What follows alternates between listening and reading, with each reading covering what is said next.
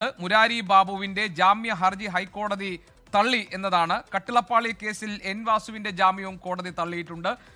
ഇരുവർക്കും തുടർന്ന് ഇരുവർക്കും ജാമ്യമില്ല. KS ബൈജുവിനും ജാമ്യമില്ല. ഈ കേസുകളിൽ പ്രതികളാക്കപ്പെട്ടവർ നൽകിയിരിക്കുന്ന ജാമ്യാപേക്ഷ ഒന്നാകെ തള്ളിയിരിക്കുന്നു എന്നതാണ് നമുക്ക് മനസ്സിലാക്കാൻ കഴിയുന്നത്. മുരാരി ബാബു, അതേപോലെ തന്നെ എൻ വാസു, KS ബൈജു, 3 പേർക്കും ജാമ്യമില്ല ശബരിമല സ്വർണ്ണക്കൊള്ള കേസിൽ എന്നതാണ് നമുക്ക് മനസ്സിലാക്കാൻ കഴിയുന്നത്. ഇതിനോടൊപ്പമാണ് എൻഫോഴ്സ്മെന്റ് ഡയറക്ടറേറ്റ് ഇനി ഈ അന്വേഷണത്തിൽ ഭാഗമാകാൻ പോകുന്നു. രേഖകൾ കൈമാറാൻ വിജിലൻസ് കോടതി ഉത്തരവിട്ടിരിക്കുന്നു.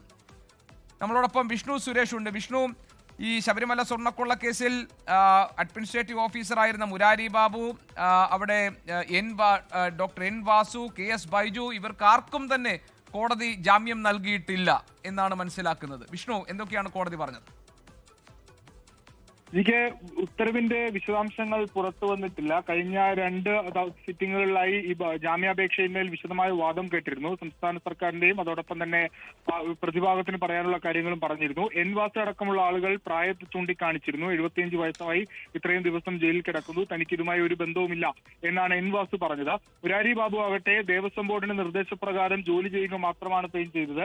അതിനപ്പുറത്തേക്ക് ശബരിമല സ്വർണ്ണ കവർച്ചയുമായി ബന്ധപ്പെട്ട് തനിക്ക് കാര്യങ്ങളൊന്നും അറിയില്ല എന്നാണ് മുരാരി ബാബു വ്യക്തമാക്കിയത്. പക്ഷേ അതൊന്നും കോടതി പരിഗണിക്കുന്നില്ല. നിലവിൽ അന്വേഷണം നടക്കട്ടെ എന്നുള്ളതാണ് കോടതി എടുക്കുന്ന നിലപാട്.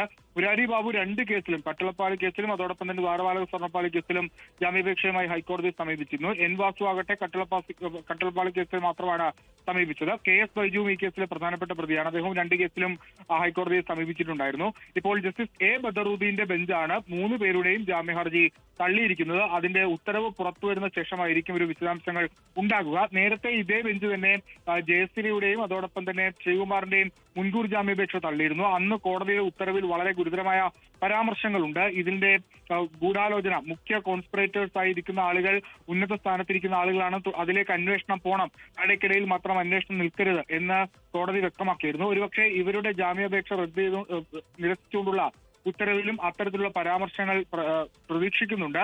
അത് ഏറെ നിർണായകമാകുമെന്നാണ് നമ്മൾ കരുതുന്നത്. എന്തായാലും 3 പേർക്കും ഇപ്പോൾ ജാമ്യമില്ല.